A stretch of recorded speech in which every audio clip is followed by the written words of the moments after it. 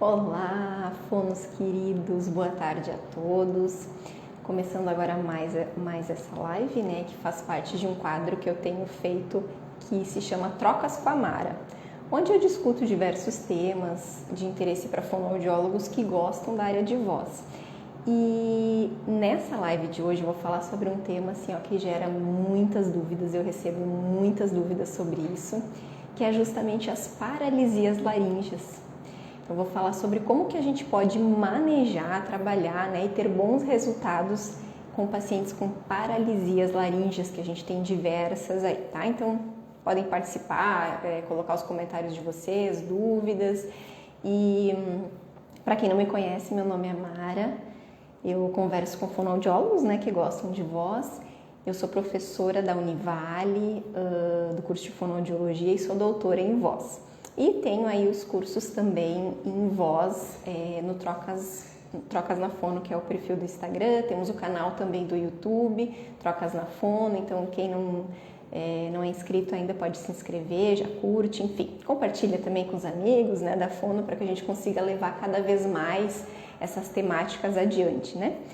Bom, pessoal, vamos começar a falar sobre essa temática de hoje, que são as paralisias laríngeas. E eu quero falar para vocês primeiro, assim, como que surgiu esse tema. Na verdade, eu sempre gosto de falar sobre isso, então eu tô sempre falando, os meus alunos que já me conhecem, né, da faculdade, volta e meia, tô falando sobre exercícios, tô fazendo alguma aula e trago a questão das paralisias. Por que as paralisias, gente? Existem vários tipos aí, né, que a gente pode trabalhar, mas assim, tem bastante risco no trabalho e gera muita insegurança, assim, para os fonos, porque se o fono não trabalhar direito, não for muito, eu vou usar o termo assim, assertivo, no sentido de atingir exatamente aquilo que o paciente precisa trabalhar em cada momento, isso pode representar um prejuízo, né? Então, se ele não acertar logo, isso pode representar um prejuízo, porque a gente sabe aí do tempo que a gente tem uma probabilidade maior, digamos assim, de haver retorno da mobilidade. Então primeiro, vamos pensar assim, o que é uma paralisia laríngea? Uma paralisia laríngea é quando a gente tem a interrupção da corrente nervosa em um determinado músculo ou grupo muscular. E aí, com isso, a gente vai ter diminuição ou cessão completa da mobilidade das pregas vocais, né? Então, pode ser aí, a gente pode ter diversas posições distintas. E eu vou falar hoje um pouquinho sobre essas paralisias. Claro, não vou trazer aqui, gente, técnicas que vocês possam usar em caso de paralisia, porque vocês sabem que não é o caso, né? Eu sempre tenho falado com vocês que a gente vai utilizar técnicas conforme a avaliação do paciente de vocês. Então, assim, dentro mesmo das paralisias, não é um paciente igual ao outro, né, dentro de qualquer tipo de disfonia e dentro das paralisias também, não é porque o paciente tem a mesma posição, tem uma paralisia unilateral esquerda, 2 pacientes possam ter numa mesma posição e que esses pacientes vão ter um tratamento igual, não é, a gente sabe, tá? Então não vou dar aqui uma técnica milagrosa, porque não existe. Seria bom até se existisse, mas não existe, tá? Então eu vou falar sobre aspectos que vão levar vocês a pensar no raciocínio de vocês junto com os pacientes de vocês, tá? Então, a paralisia é isso, é quando a gente tem interrupção dessa atividade muscular e aí, com isso, a gente tem grupos musculares que não estão mais se mexendo. Inclusive, no último sábado, fiz com as minhas alunas do curso Raciocínio Blindado a mentoria, que nós temos uma mentoria mensal e falamos muito sobre esse tema de paralisia, então por isso que isso também ficou bastante aceso assim na minha memória e muito com relação às dúvidas que elas trouxeram. E eu já sei, tem dúvidas assim, ó, sobre paralisias que eu recebo seguidamente, sempre as mesmas. Então, muitas dessas eu já vou falar, que talvez seja alguma dúvida que vocês tenham aí também. Tá, pessoal? Vamos lá, então. O que eu vou começar falando? Deixa eu pensar aqui. Então, como surgiu, né? Tá. Por que é importante que eu acho assim que vocês como fonos saibam trabalhar com paralisias. Já falei um pouquinho que é pela questão de que se a gente não trabalhar correto, a gente pode representar aí uma piora muitas vezes para o paciente ou limitar ele de poder melhorar. Isso que eu falo assim que é uma responsabilidade nossa, né? Porque no momento que você aceita atender um determinado paciente, um paciente chegou no seu consultório procurando atendimento, você aceitou atendê-lo, você tem uma responsabilidade sobre isso. Tá? Então, assim, se você não é obrigada a atender, você pode falar, olha, eu não atendo, né, eu nunca atendi essa patologia, então vou encaminhar para um outro colega. Você não é obrigado a atender. Agora, no momento que você aceita esse atendimento, você tem uma responsabilidade junto com ele. E se a gente não fizer, assim, a coisa correta, a gente tira, muitas vezes, do paciente a chance de ele evoluir, tá? Porque, assim, quando existe uma interrupção na corrente nervosa, até, né, uma interrupção ali do nervo, né, para chegar até o músculo, pode ter acontecido duas coisas, né? Provavelmente houve uma lesão nesse nervo, a gente não sabe se esse nervo ele foi seccionado, ele pode ter sido totalmente cortado, como acontece em alguma sequela, sei lá, de alguma cirurgia, alguma questão assim. Claro que não é proposital, né? Mas pode acontecer às vezes uma sequela secundária, um outro problema de saúde que o paciente tem. Esse nervo ele pode ser seccionado e aí a gente vai ter uma paralisia completa, uma paralisia total daqueles grupos musculares em questão, tá? Ou a gente pode ter uma compressão, por exemplo, de um nervo que acontece qual é o nervo, né? Que vai inervar a laringe? O nervo laringeu superior ou recorrente, tá bom? Então a gente tem esses dois aí. Mas a gente pode ter uma compressão desse nervo. Alguma estrutura pode estar comprimindo esse nervo. Pode ser diversas questões. Como o nervo laringeu inferior ou recorrente do lado esquerdo, ele tem um trajeto um pouquinho diferente, né? Então ele passa, né, ao lado da laringe, ele desce e ele contorna a veia cava, né? E aí ele volta.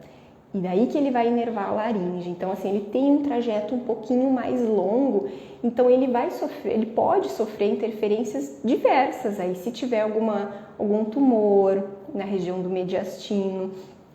Isso, inclusive, é algo bem comum que acontece. Hoje, a principal, estatisticamente, né, os estudos têm mostrado que a principal causa de paralisias laríngeas são tumores.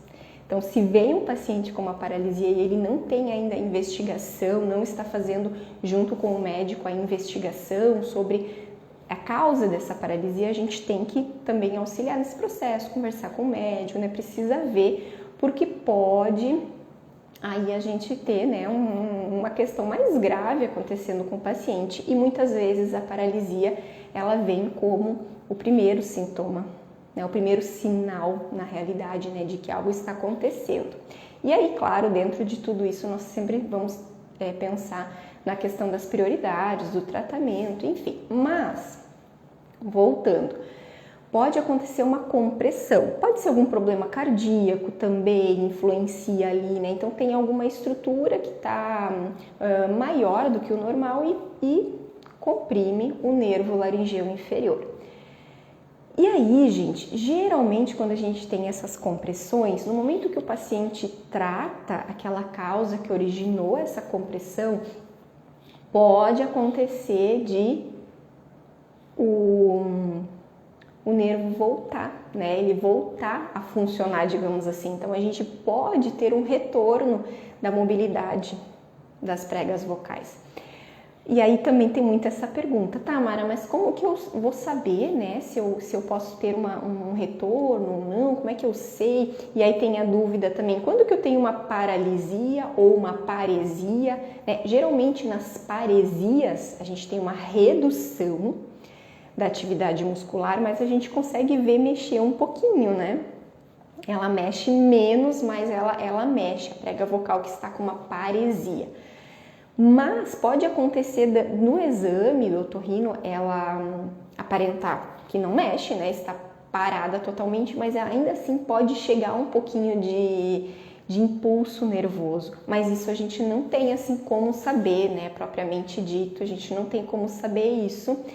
Só saberíamos com um exame específico que é a eletromiografia laríngea, onde, né, esse exame ele é realizado com eletrodos de superfície sobre, né, os músculos da laringe, só que é um exame muito invasivo, então geralmente ele não é feito porque o nosso trabalho, a nossa atuação, ela não difere muito assim se a gente está diante de uma paralisia aí, né, total ou seletiva, né? Então, assim, o que muda muito a nossa atuação são os sinais, os sintomas que o paciente apresenta, os parâmetros de avaliação que eu avaliei dele, é isso que vai mudar bastante.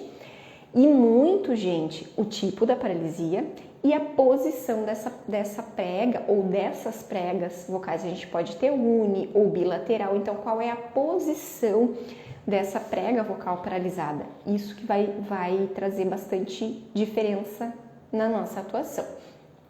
Mas então, voltando, gente, naquele meu raciocínio inicial que eu falei para vocês, que se a gente não tivermos uma atuação correta junto ao paciente, a gente pode estar impedindo ele de ter um resultado positivo. Por quê?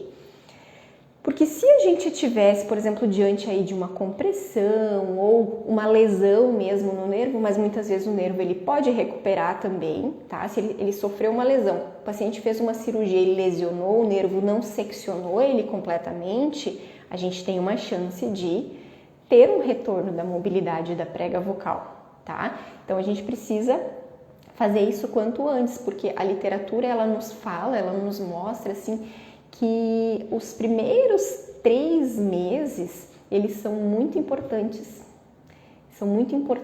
para a gente conseguir estimular ao máximo esse retorno da mobilidade. E depois até 6 meses também a gente pode ainda ter uma chance. Eu vi um paciente uma vez que depois de 1 ano que voltou a mobilidade da prega vocal paralisada. Foi assim um mistério, mas não é algo muito comum. Geralmente é assim até 3 meses, mais uma tendência maior, e depois até 6 meses a gente pode ter uma chance. Então veja, gente, se eu pegar um paciente, eu começar a atender ele e eu não saber bem o que fazer, né? Eu não sei bem o que fazer. Tá, vou pesquisar. Ah, mas essa semana não deu tempo. Na outra semana não deu tempo. Na outra semana não deu tempo.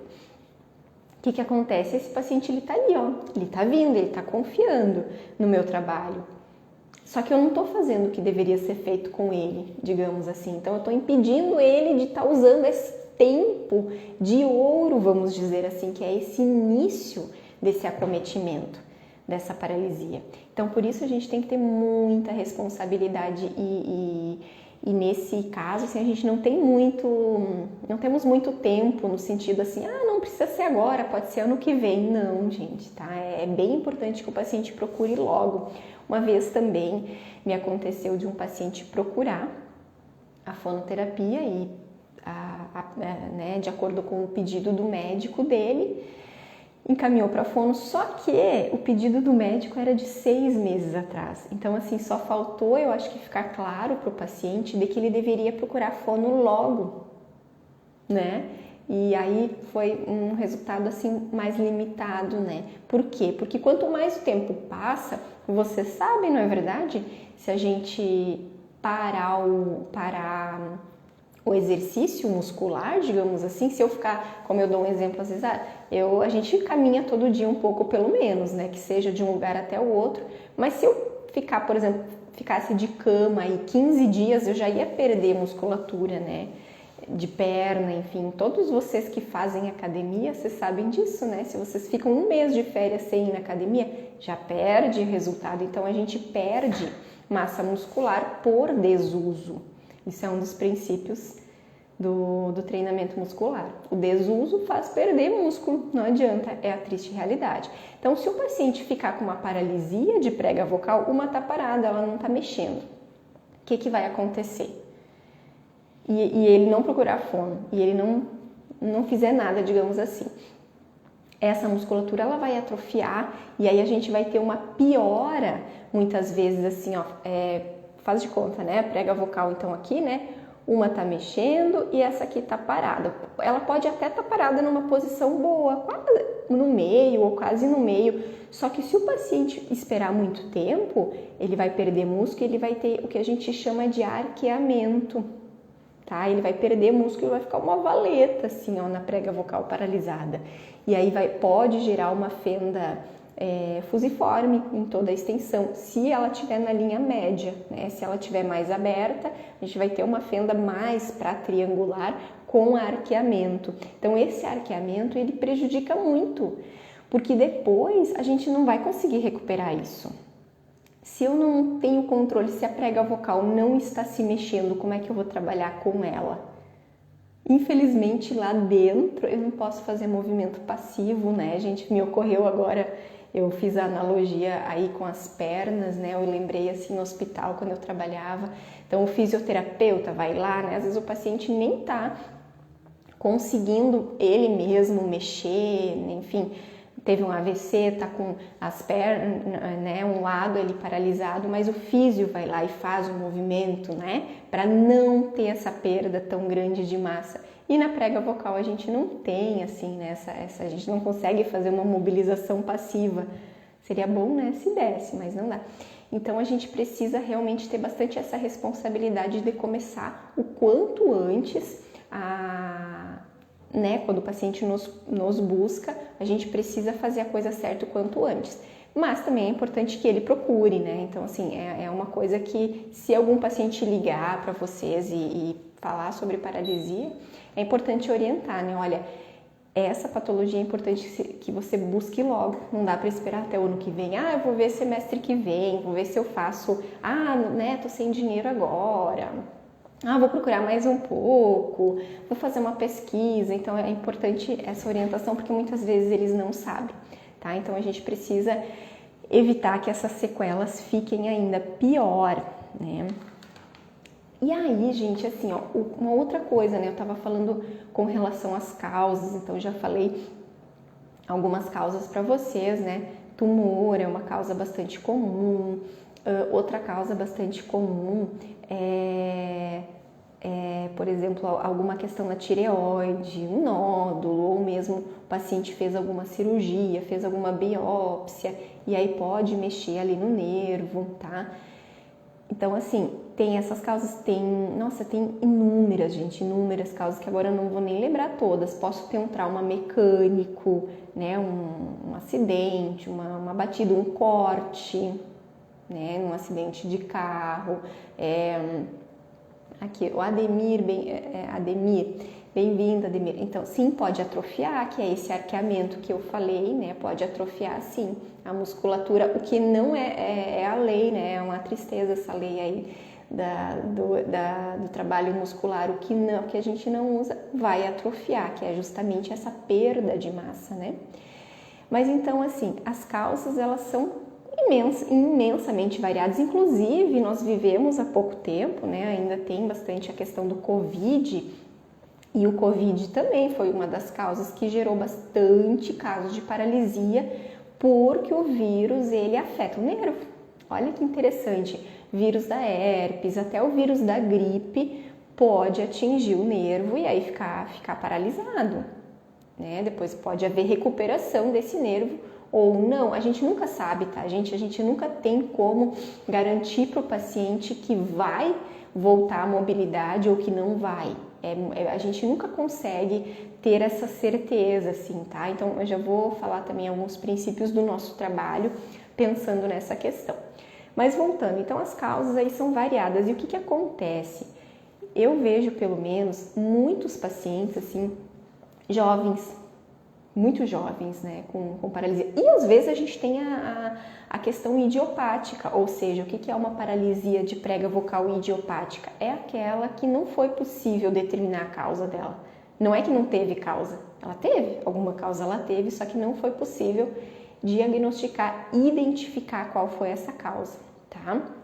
Então, ela é classificada como idiopática, né? Depois de o médico pedir os exames que precisam ali, né, para tentar ver se tem algum tumor, se tem alguma compressão, não tem problema cardíaco, ela acaba sendo classificada como idiopática e a gente fica mesmo sem saber essa causa. Mas o fato é que são pacientes jovens, muito jovens em geral, e pacientes que estão numa idade assim de trabalho muito ativa, e eles ficam com uma limitação muito grande, porque a paralisia, mesmo que for uma paralisia aí bem próximo da linha média, no início ela causa bastante inadaptação, muito escape de ar, o paciente sente muito cansaço para falar e às vezes a voz ela fica com uma qualidade bem ruim. Então isso prejudica muito a vida desses pacientes, principalmente esses jovens, né, que trabalham, não estão aposentados, né?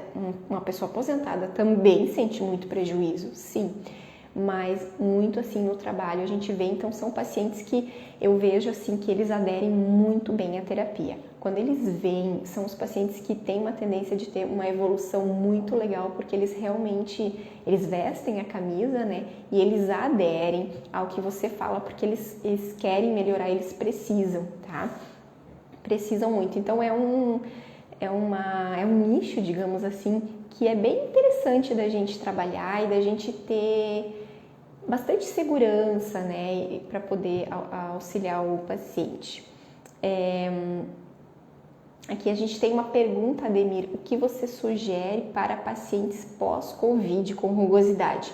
Vou anotar o teu tema para falar em outro momento, tá bom? É uma questão bem interessante. Mas assim, vou falar um pouquinho aqui, porque a rugosidade a gente tem também, né, na paralisia, e assim, não tem como eu dizer assim uma técnica, algo para trabalhar especificamente esse ruído. Tudo depende muito do que está acontecendo, sabe? A gente acaba fazendo muito eu digo assim, a nossa avaliação fonoaudiológica, ela meio que tem que ser uma colcha de retalhos, assim, né?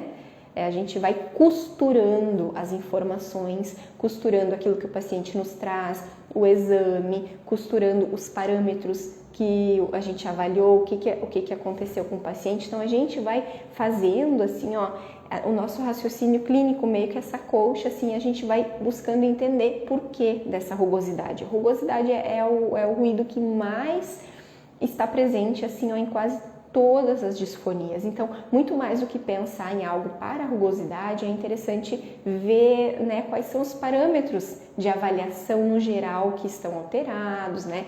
Fazer uma correlação desses parâmetros com o exame. A gente pode ter uma rugosidade porque a gente tem uma fenda que está, né, fazendo um turbilhonamento aí do ar. A gente pode ter uma rugosidade porque a gente tem uma lesão, né? Então são coisas diferentes aí pra gente pensar, tá bom? Mas é um tema interessante pra gente falar, gostei da tua sugestão.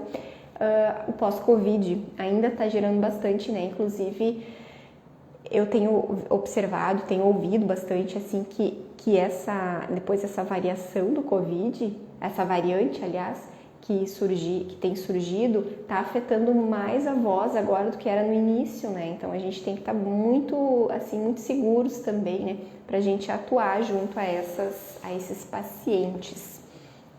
E aí, gente, que mais? Vamos voltar então aqui ao tema de paralisia. Deixa eu ver as minhas anotações aqui. Então já falei das causas, né? E os tipos de paralisia a gente tem também vários, tá, pessoal? A gente tem basicamente assim, ó, as paralisias uni ou bilaterais, tá? Eu posso ter uma paralisia unilateral, direita ou esquerda, então fundamental a gente saber o lado. Não adianta, né, olhar o diagnóstico lá do médico, paralisia de prega vocal. A gente precisa saber o lado, faz diferença pra gente também. E até mesmo na questão do pensar, assim, fica às vezes aquela dúvida, né? Tá, e agora? Vou girar para qual lado? Vou estimular a prega vocal que está paralisada? Vou fazer o quê, né? Então, a gente precisa ter todas essas informações, o lado e a posição da prega vocal paralisada, para a gente pensar no que fazer. Inclusive, gente, a posição da prega vocal paralisada, ela é super importante para a questão mesmo da escolha do exercício. a gente tem que cuidar para não prejudicar o nosso paciente. Porque se a prega vocal está paralisada numa posição mais próximo da linha média, eu tenho inclusive chance de ter um choque entre aritenoides. Então não é simplesmente eu pegar e, não, olha ali, ó, tá na literatura, no livro ali, ó, tarará, no artigo tal, tá falando tem que fazer empuxo. Então vamos tacar ali empuxo. Eu tenho que saber como fazer também esse empuxo para não acontecer um choque brusco entre as aritenoides e o paciente fazer uma outra lesão. Já vi acontecer, tá? Já vi acontecer, é bem complicado. Aí, além do paciente ter a paralisia, ele faz um granuloma, porque na região interaritenoide, vocês sabem que é uma região dura, porque a gente tem cartilagem e a cartilagem é revestida de mucosa, mas ali é duro, então se o paciente começa a fazer empuxo com ataque brusco, muito risco de fazer uma lesão aí, então a gente tem que cuidar isso aí, tá? Outra coisa, gente, outra dúvida que eu vejo muito, toma uma água. Uma das coisas, uma das preocupações muito constantes que eu vejo entre muitos fonos é a questão de que o paciente, às vezes, ele fica com a voz fina, né? Ele tá com a paralisia e ele começa com uma voz mais fina. Eu tava falando dos tipos, perdão que eu misturei um pouquinho. Então, os tipos de paralisia, então eu posso ter a unilateral, posso ter a bilateral, tá, gente? E aí tudo vai mudar para nós o nosso pensamento em relação à causa e até mesmo em relação ao topodiagnóstico. Onde é que será que está a lesão? Se eu tiver uma paralisia bilateral, será que a maior chance é de que essa paralisia seja periférica ou central? Pensa, se eu tenho dois nervos, um de cada lado, e eu tenho uma paralisia bilateral, será que aconteceu algo comprimindo aqui e algo comprimindo aqui? É bem mais difícil. Não digo que não possa acontecer, nada é impossível, mas é bem mais difícil, tá? Aqui ó, a Ademir tá falando, por isso é importante olhar a laringe como um todo, não focar as pregas vocais também é importante sim olhar toda a laringe ali, sim, as bandas, inclusive toda essa questão, tá? Mas se eu tiver uma paralisia bilateral, muito grandes as chances são de que essa paralisia ela é mais central, tá? Então aí às vezes a gente vai ter o início de uma doença também, né, acontecendo, e a gente vai ter que discutir muito com o médico. Muitas vezes esse paciente vem antes de ter um diagnóstico neurológico, por exemplo, às vezes ele foi primeiro no otorrino, né, e aí foi encaminhado para o neuro, ele ainda não tem um diagnóstico de uma doença neurológica que possa estar acontecendo. E aí, claro, né, varia muito a questão do prognóstico. O prognóstico, ele sempre vai estar relacionado o prognóstico fonoaudiológico, né, em relação à evolução que a gente pode esperar da voz dele, ele vai estar muito relacionado a esse tratamento ou manejo da doença de base. Pense se for uma doença, uma esclerose lateral amiotrófica, por exemplo. É mais difícil, né? E aí eu já não vou poder fazer empuxo, né, com esse paciente. Também, se for bilateral, o nosso prognóstico daí já começa de cara muito mais reservado, né? Porque daí eu não tenho nenhuma boa que tá me ajudando. Eu não tenho nenhuma ajudante ali, as duas estão paradas, e aí? Então eu vou acabar trabalhando muito com manobras, né? Com a potencialização da respiração, da articulação, mas é mais difícil conseguir um fechamento glótico. E aí também tem a questão outra, né, que muita gente pergunta sobre a questão cirúrgica. O médico me perguntou se precisa cirurgia. Será que faz, não faz? E aí, o que eu digo, né? Então, a gente precisa também saber discutir isso com os otorrinos, né? Muitas vezes, assim, o que faz primeiro? Faz fonoterapia primeiro? Faz cirurgia primeiro? Quando, né? Em que momento? Tá? Então, assim, se eu tiver, por exemplo, uma paralisia bilateral, é muito grande também a chance desse paciente ter disfagia também, porque as duas estão abertas e, né, uma paralisia bilateral em posição de abdução abertas, né, as duas estão abertas, e aí esse paciente ele pode estar com risco realmente de estar penetrando o alimento e muitas vezes aspirando, tá? E aí, que eu faço primeiro? Aí você vai ter que ver fono, se trabalha com disfagia também, daí nesse caso precisa ter um fono que trabalha com disfagia, daí não adianta querer trabalhar a voz primeiro, aí a gente vai ter que manejar essa questão da disfagia. Mas e se a posição, se a paralisia for bilateral em posição de adução, ou seja, fechadas? E aí, gente, o fono da voz vai ficar muito feliz daí, né? Brincadeiras à parte, mas assim, a sonorização vai estar ok. O que não vai estar ok daí nesse caso? A respiração. Imagina, lembram que ela precisa abrir para respirar? Tá? Então, como é que vai ser a respiração de um paciente com uma paralisia bilateral?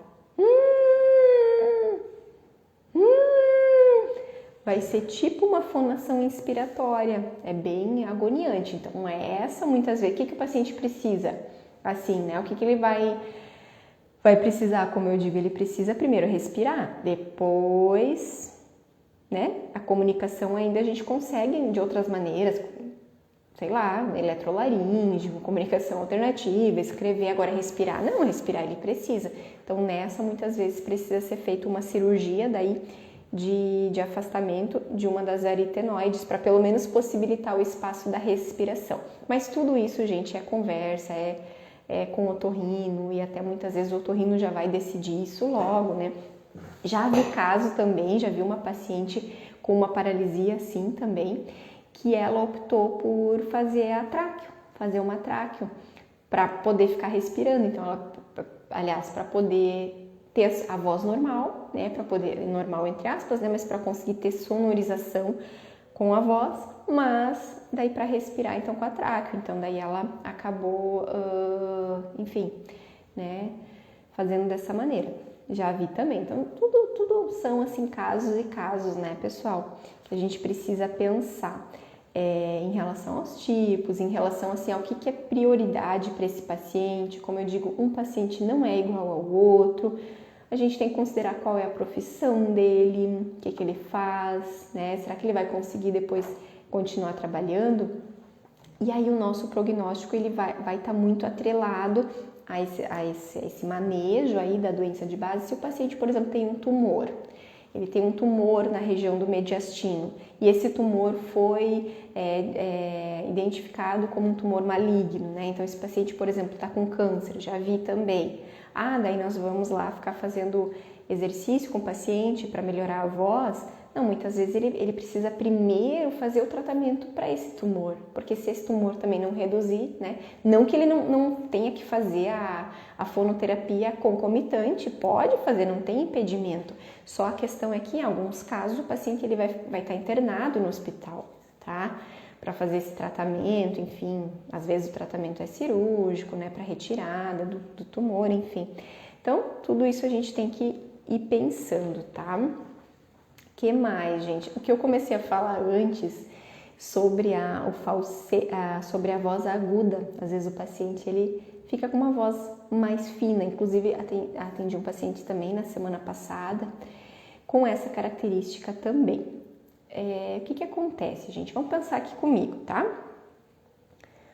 O nervo laríngeo inferior ou recorrente, aqui se torna bem importante a gente lembrar da anatomia, da anatomofisiologia, né?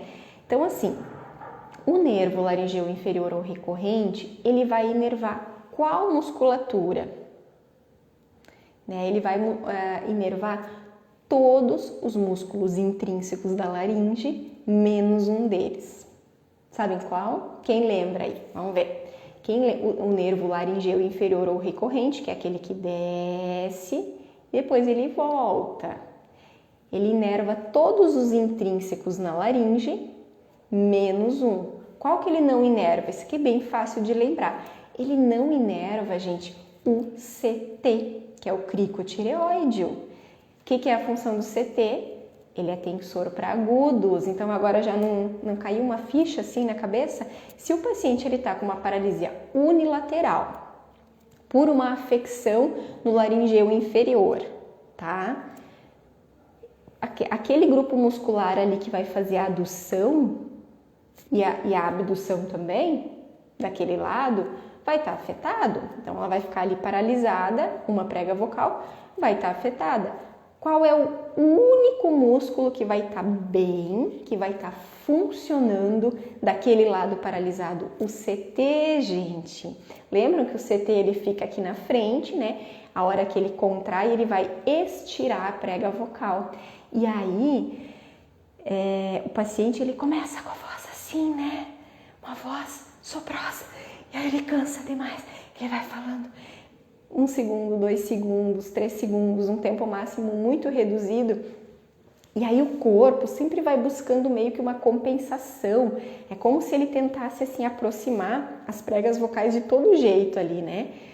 E aí o CT vem como um soldado, né? Ele vem para ajudar nessa hora e ele vai contrair também.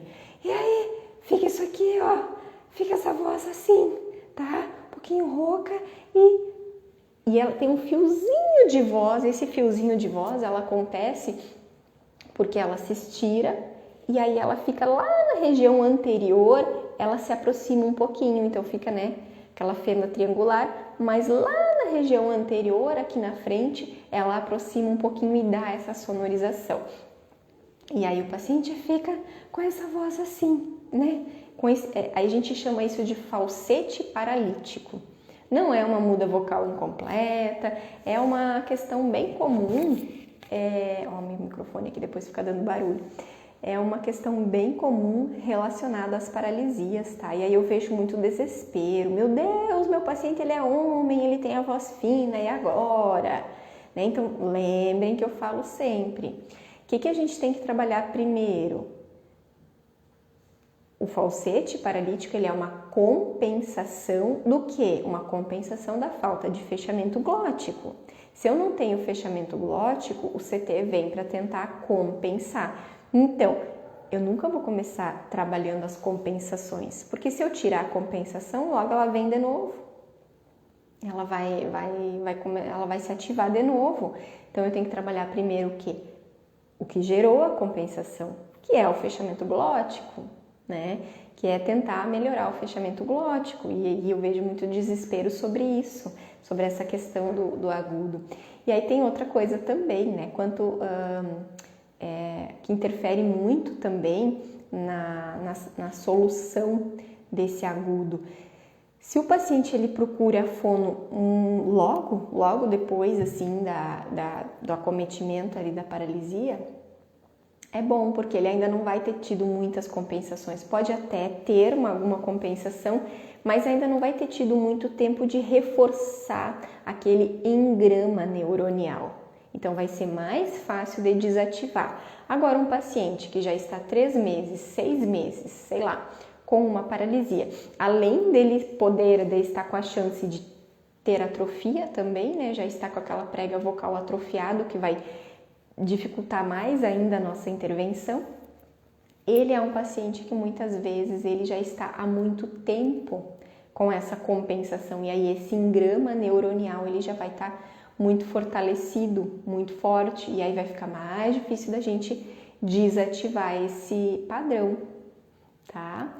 Então, por isso, de novo, a questão da importância, assim, realmente do paciente procurar logo, fazer um trabalho, começar logo com a fonoterapia, porque eles não têm essa noção, né? Eles não têm. O que mais, pessoal? E aí, eu falei para vocês agora sobre a questão do CT, né? Qual é o nervo que vai inervar o CT?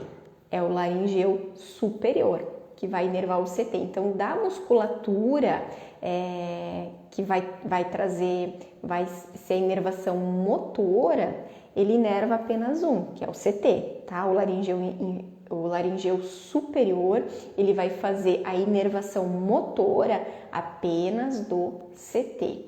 E ele vai ter também uma parte da questão de sensibilidade. Quem trabalha com disfagia, eu sempre falo, né? Quem trabalha com disfagia tem que saber um pouquinho de voz, um pouquinho muito, inclusive, sobre anatomia, sobre anatomofisiologia, sobre exercícios também. Porque, gente, eu posso ter uma paralisia de CT, uma paralisia ali do laríngeo superior, E aí não vou ter essa questão dos agudos, mas o restante vai estar bom, vai estar fechando, ok, né? Só que eu vou ter uma dificuldade em fazer os agudos, mas lembram que o laringeu superior, ele inerva a sensibilidade, ele traz a sensibilidade da supraglote. Então, se o paciente ele está com dificuldade nessa sensibilidade, ele pode aspirar sem dar presença de tosse. Ele pode tossir somente quando esse alimento cai depois da prega vocal, tá? Então, por isso que é bem importante a gente ter. Eu já vi, assim, fonos, né? Já tive a oportunidade de fonos, assim, me perguntarem sobre isso. Mara do céu, paciente, tal coisa, fiz com o otorrino ali na hora e ele não tinha paralisia, só que ele tá broncoaspirando, silente. E o que eu faço? E aí a gente tem que, né? E realmente, quando é paralisia de CT, não dá para ver muito no exame, tá? São paralisias que geralmente não são muito, não são assim, não é uma incidência, eu nem sei qual é a incidência do diagnóstico, porque a gente nem sabe qual é a incidência de acometimento, porque muitos casos nem são percebidos, né? O paciente às vezes nem percebe quando tem uma paralisia de CT. Na voz falada não vai interferir muito, a voz ela só vai ficar mais monótona, né? Não vai ter tanta inflexão, né? Então, muitas vezes nem vai. Se ele não for um profissional da voz, se ele não for um cantor, muitas vezes ele nem vai perceber essa paralisia, né? Mas pode interferir na questão da disfagia. E aí, qual é o jeito da gente saber? O jeito da gente, ou pelo menos suspeitar de uma paralisia dessas é a avaliação da extensão cantada, que eu sempre falo também, né? Que a gente não pode pular as avaliações. É importante que a gente avalie, né, todos os aspectos. Mesmo às vezes não sendo uma queixa direta do paciente, tá? Às vezes a gente vai acabar direcionando a nossa avaliação, identificando fatores que o paciente não se queixou, tá bom? Deixa eu ver o que mais aqui, pessoal, sobre a paralisia. Deixa eu ver aqui as minhas anotações. Outra coisa que eu queria dizer para vocês sobre os exercícios, tá? A escolha dos exercícios, então, de novo, não existe um exercício que eu possa utilizar para a paralisia X, para a paralisia Y, para aquela outra paralisia. Existe, de novo, avaliar o paciente, entender o quadro dele, costurar esse raciocínio aí, entender, né? Quando a gente consegue entender até a causa, fica também mais fácil, porque daí a gente consegue já estabelecer quando que aquilo ali começou, né? A gente faz essa costura do raciocínio e aí a gente vê o que precisa ser trabalhado primeiro, tá? Outra coisa, gente, que também às vezes eu vejo, o exercício dentro de um quadro de paralisia de prega vocal, ele vai mudar ao longo da terapia. Muitas vezes o paciente vem e você faz um exercício, nossa, já começa a melhorar. O que funcionou no início não é o que vai funcionar pela terapia inteira, porque às vezes o paciente ele vai um pedaço, né, e ele começa a estagnar. Então a gente precisa sempre entender na nossa cabeça o que nós estamos trabalhando. O que a gente vai começar a fazer? Eu vou trabalhar o exercício para quê? Eu vou trabalhar o exercício para qual parâmetro? Para mobilizar a mucosa? Para melhorar o fechamento glótico? Vou trabalhar, estimular a prega vocal direita, prega vocal esquerda? O que eu vou fazer? E como é que esse exercício ele vai atuar nisso? E aí vai chegar um momento que aquele exercício ele já não vai mais ser benéfico. Então lembrem assim, o que levou o paciente às vezes a primeira melhora, aquelas primeiras semanas de melhora, não é o que vai levar o paciente até o final do tratamento. Então a gente precisa ter muito sempre essa clareza sobre o que eu estou trabalhando, né? Esse exercício ele vai fazer o quê? Não é simplesmente, eu quero um exercício bom para trabalhar tal coisa e vai lá e faz com o paciente. Sempre a gente tem que ter essa clareza. Então, esse exercício ideal, que eu falo, eu chamo muitas vezes de exercício ideal, ele vai variar conforme o momento que o paciente está vivendo, né? Conforme o tempo que transcorreu também a paralisia, conforme a posição da prega vocal conforme a lateralidade, né? Se é direita, se é esquerda, se é uni ou bilateral. Tá bom, pessoal? Então, tá bom. Alguma dúvida? Querem perguntar alguma coisa, algum comentário? Vocês já atenderam algum caso de paralisia? Me contem aí se já atendeu e se teve bons resultados ou ainda não se encorajaram a atender, tá? Me contem aí que eu quero saber. E é isso, pessoal. Então, assim, deixem as dúvidas de vocês também, vão deixando nos comentários também depois. E se esse vídeo te ajudou, né? Se essa live te ajudou, salva, enfim, curte e compartilha também com os colegas da Fono que você sabe que gostam também da área de voz, assim como você. Pessoal, um beijo, até a próxima. Tchau, tchau!